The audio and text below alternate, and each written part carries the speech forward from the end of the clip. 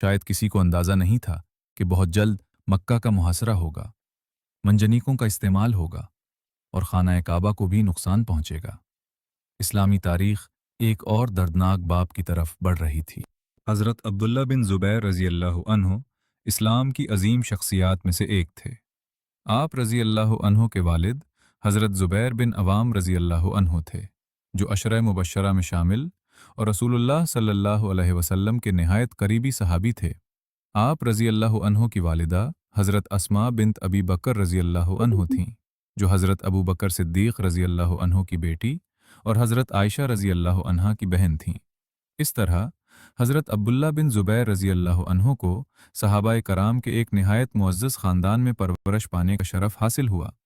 हज़रत अब्दुल्ला बिन ज़ुबैर रज़ी अल्लाह अन्हु निहायत इबादत गुज़ार थे, बहादुर और निडर थे, बेहतरीन ख़तीब थे और हक़ बात कहने में मशहूर थे।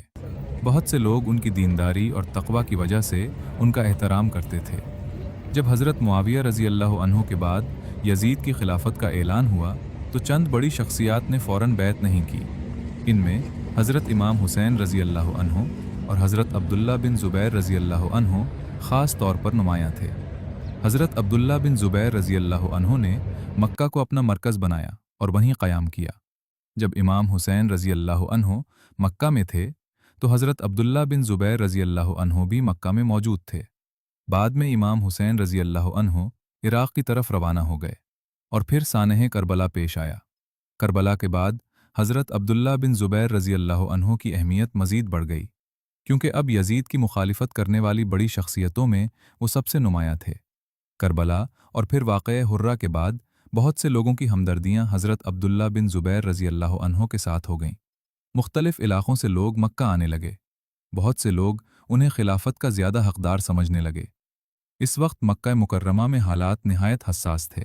लोग जानते थे कि यज़ीद की फ़ौज मदीना से फ़ारिग हो चुकी है और अब इसका अगला रुख मक्का हो सकता है। इसीलिए मक्का के लोग परेशान थे। हज़रत अब्दुल्ला बिन ज़ुबैर रज़ी अल्लाह अन्हु ने मुमकिना ख़तरे को महसूस कर लिया था। उन्होंने अपने साथियों को मुनज़्ज़म किया, दिफ़ाई मंसूबे बनाए, लोगों को सब्र और साबित कदमी की तलक़ीन की। मक्का के लोग भी उनके साथ खड़े होने लगे। वाक़या हुर्रा के बाद शामी लश्कर ने मदीना में अपना मकसद पूरा कर लिया था, लेकिन शाम की हुकूमत के सामने एक और बड़ा मसला बाकी था। वो मसला था हज़रत अब्दुल्ला बिन ज़ुबैर रज़ी अल्लाह अन्हु, क्योंकि वो यज़ीद की बैत कबूल नहीं कर रहे थे। इनकी मकबूलियत मुसलसल बढ़ रही थी। मुख्तलिफ़ इलाक़ों के लोग इनकी तरफ मुतवज्जे हो रहे थे। इसीलिए मक्का की सूरत हाल शाम के लिए निहायत अहम बन चुकी थी। तारीख़ी रिवायात के मुताबिक मदीना के वाक़यात के बाद शामी फ़ौज को मक्का की तरफ बढ़ने का हुक्म दिया गया। इस लश्कर का मकसद ये था कि हज़रत अब्दुल्ला बिन ज़ुबैर रज़ी अल्लाह अन्हु को इताअत पर आमादा किया जाए और मक्का की सूरत हाल को हुकूमत के कंट्रोल में लाया जाए। तीसरा हिस्सा, मुस्लिम बिन उक़बा की बीमारी। इस दौरान लश्कर के कमांडर मुस्लिम बिन उक़बा शदीद बीमार हो गया। बाज़ तारीख़ी रिवायात के मुताबिक सेहत तेज़ी से ख़राब होती गई। वो महसूस होने लगा कि शायद वो मक्का तक ना पहुँच सकें। तारीख़ी रिवायात के मुताबिक अपनी वफ़ात से पहले मुस्लिम बिन उक़बा ने लश्कर की क़यादत हसीन बिन नुमैर के सुपुर्द कर दी। अब मक्का की मुहिम की ज़िम्मेदारी इसी नए कमांडर के हाथ में आ गई। पाँचवां हिस्सा, रास्ते की मुश्किलात। मदीना से मक्का का सफ़र आसान नहीं था। ये एक तवील और दुश्वार रास्ता था। फ़ौज को गर्मी, पानी की कमी और सफ़र की मुशक्क़त का सामना करना पड़ा, लेकिन लश्कर अपनी मंजिल की तरफ बढ़ता रहा। दूसरी तरफ मक्का में मुसलसल खबरें पहुंच रही थीं कि शामी लश्कर मदीना से रवाना हो चुका है। वो तेज़ी से मक्का की तरफ बढ़ रहा है और बहुत जल्द मक्का के करीब पहुंच सकता है। मक्का के लोग सख्त परेशान थे। उन्हें डर था कि कहीं मदीना जैसा सानेहा मक्का में भी न दोहराया जाए, क्योंकि मक्का अल्लाह का मुक़द्दस शहर था।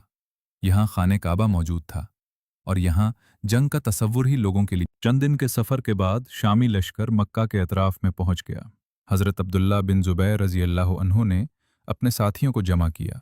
उन्होंने लोगों को सब्र और इस्तकामत की तलक़ीन की। बहुत से अहले मक्का और दूसरे इलाक़ों से आए हुए लोग उनके साथ खड़े हो गए। उनका मकसद मक्का और खाना काबा की हुर्मत का दिफ़ा करना था। तारीख़ी रिवायात के मुताबिक शामी लश्कर ने मक्का के गिर्द अपने मोर्चे कायम करना शुरू कर दिए। रास्तों पर निगरानी बढ़ा दी गई। फ़ौज ने अपनी पोजीशनें मजबूत कर लीं। इस तरह मक्का का मुहासरा बाकायदा तौर पर शुरू हो गया। मुहासरा शुरू होते ही मक्का के हालात बदलने लगे। बाज़ारों की रौनक कम हो गई, खाने पीने की अशिया की फराहमी मुतासिर होने लगी। ख़वातीन और बच्चे सख्त परेशानी में मुब्तला हो गए। मस्जिदुल हराम में लोग मुसलसल इबादत और दुआ में मसरूफ़ थे। बहुत से लोग खाना काबा के पास बैठकर अल्लाह ताला से मदद मांग रहे थे। हर शख्स यही दुआ कर रहा था।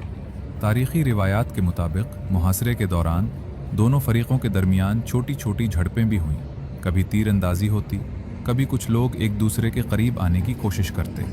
लेकिन अभी फैसला कुन मरहला बाकी था। न शामी लश्कर पीछे हटने के लिए तैयार था और न हज़रत अब्दुल्ला बिन ज़ुबैर रज़ी अल्लाह अन्हो अपने मौक़िफ़ से दस्तबरदार होने के लिए तैयार थे।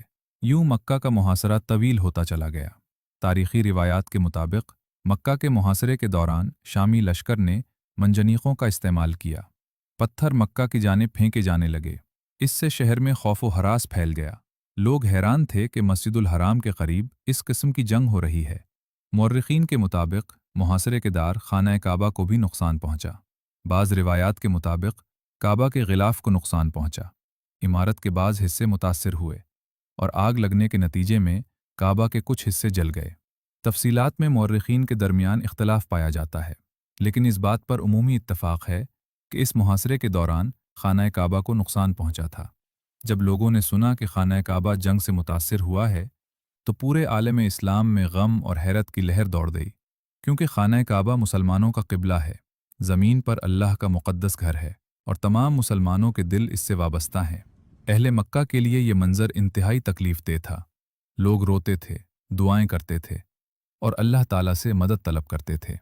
बहुत से लोग इस बात पर गमज़दा थे कि उम्मत के इख्तलाफात इस मकाम तक पहुँच चुके हैं कि खाना काबा भी इस कशमकश से महफूज न रह सका।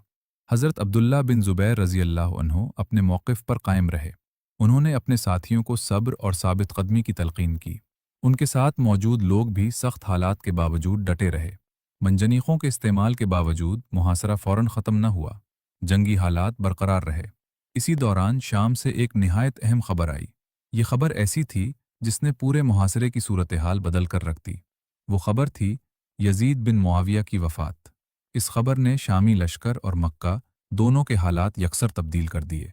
यजीद की वफ़ात के बाद शामी फ़ौज के सामने नए सवालात खड़े हो गए। मक्का के मुहासरे की सूरत हाल बदल गई और इस्लामी दुनिया एक नए सियासी दौर में दाखिल हो गई। 64 हिजरी के आगाज़ में इस्लामी दुनिया पहले ही शदीद सियासी बहरान से गुजर रही थी। सानह करबला हो चुका था, वाक़े हुर्रा पेश आ चुका था, मक्का का मुहासरा जारी था। इन हालात में यजीद दमिश्क में मौजूद था। बाज़ तारीख़ी रिवायात के मुताबिक वो बीमारी में मुब्तला हो गया। अक्सर मुर्रिखीन के मुताबिक रबीउल अव्वल 64 हिजरी में यजीद बिन मुआविया का इंतकाल हुआ। इसकी उम्र के बारे में मुख्तलिफ अक़वाल हैं, लेकिन अक्सर रिवायात के मुताबिक उसकी उम्र तकरीबन 37 से 39 साल के दरमियान थी। मुर्रिखीन ने वफ़ात की मुख्तलिफ वजूहात बयान की हैं। बाज़ ने लिखा कि वो बीमार था। बाज़ ने दूसरी रिवायात भी ज़िक्र की हैं। अलबत्ता क़तई तौर पर यह कहना मुश्किल है कि वफ़ात की सही वजह क्या थी, क्योंकि तारीख़ी रिवायात में इख्तलाफ पाया जाता है। चंद दिन बाद यजीद की वफ़ात की खबर मक्का पहुंची। ये खबर सुनते ही हालात यकसर बदल गए। हज़रत अब्दुल्ला बिन ज़ुबैर रज़ी अल्लाह अन्हो और उनके साथियों को अंदाज़ा हो गया कि अब शामी लश्कर की पोजीशन पहले जैसी नहीं रही। तारीख़ी रिवायात के मुताबिक जब लश्कर के कमांडर हसीन बिन नुमैर को यजीद की वफ़ात की खबर मिली, तो उसने अपने साथियों से मशवरा किया, क्योंकि अब वो एक ऐसे हुक्मरान के हुक्म पर लड़ रहे थे जो दुनिया से जा चुका था। इसलिए मक्का के मुहासरे का मकसद भी बदल गया। बाज़ तारीख़ी रिवायात के मुताबिक हसीन बिन नुमैर ने हज़रत अब्दुल्ला बिन ज़ुबैर रज़ी अल्लाह अन्हो से गुफ्तगू की और उन्हें शाम चलने की पेशकश भी की, लेकिन हज़रत अब्दुल्ला बिन ज़ुबैर रज़ी अल्लाह अन्हो ने इस पेशकश को कबूल नहीं किया। बाद अज़ां शामी लश्कर ने वापसी का फ़ैसला कर लिया। यजीद की वफ़ात के बाद मक्का का मुहासरा ख़त्म हो गया। शामी लश्कर वापस रवाना हो गया और हज़रत अब्दुल्ला बिन ज़ुबैर की हैसियत मज़ीद मज़बूत हो गई। अब इस्लामी दुनिया एक नए सियासी दौर में दाखिल हो रही थी। यजीद की वफ़ात ने कई सवालात खड़े कर दिए। खिलाफत किसके पास जाएगी? मुख्तलिफ इलाक़ों का क्या मौक़िफ़ होगा? और उम्मत के इख्तलाफात का अंजाम क्या होगा? जब लोगों को यकीन हो गया कि मुहासरा ख़त्म हो चुका है, तो उन्होंने सिक का सांस लिया। लोग अल्लाह ताला का शुक्र अदा करने लगे। कई लोग मस्जिदुल हराम पहुँचे और अल्लाह के हुजूर सजदे शुक्र बजा लाए। लेकिन इस खुशी के साथ साथ गम भी मौजूद था, क्योंकि खाने काबा को नुकसान पहुँच चुका था। کئی لوگ جان سے جا چکے تھے اور امت ایک اور بڑے سانحے سے گزر چکی تھی۔ پانچواں حصہ، خانہ کعبہ کی مرمت۔ محاصرے کے خاتمے کے بعد خانہ کعبہ کی تعمیر اور مرمت کا مسئلہ سامنے آیا۔ تاریخی روایات کے مطابق بعد میں حضرت عبداللہ بن زبیر رضی اللہ عنہ نے خانہ کعبہ کی تعمیر نو کا انتظام کیا۔ انہوں نے بعض روایات کی روشنی میں کعبہ کی تعمیر کو نئے انداز سے مکمل کیا۔ محاصرے کے خاتمے کے بعد حضرت عبداللہ بن زبیر رضی اللہ عنہ کی سیاسی حیثیت پہلے سے زیادہ مضبوط ہو گئی۔ اسلامی دنیا کے مختلف علاقوں کے لوگ ان کی طرف متوجہ ہونے لگے۔ کئی علاقوں میں ان کے نام کا خطبہ پڑھا جانے لگا اور بہت سے لوگوں نے انہیں خلیفہ تسلیم کر لیا۔ اب امت دو بڑے مرحلوں سے گزر چکی تھی: سانحہ کربلا، واقعہ حرہ، اور مکہ کا محاصرہ۔ ان تمام واقعات نے اسٹمبل واپی رائٹ نے منشن اختلافات کو مزید پیچیدہ بنا دیا۔ مکہ کے محاصرے کے خاتمے کے بعد اسلامی تاریخ ایک نئے مرحلے میں داخل ہو گئی۔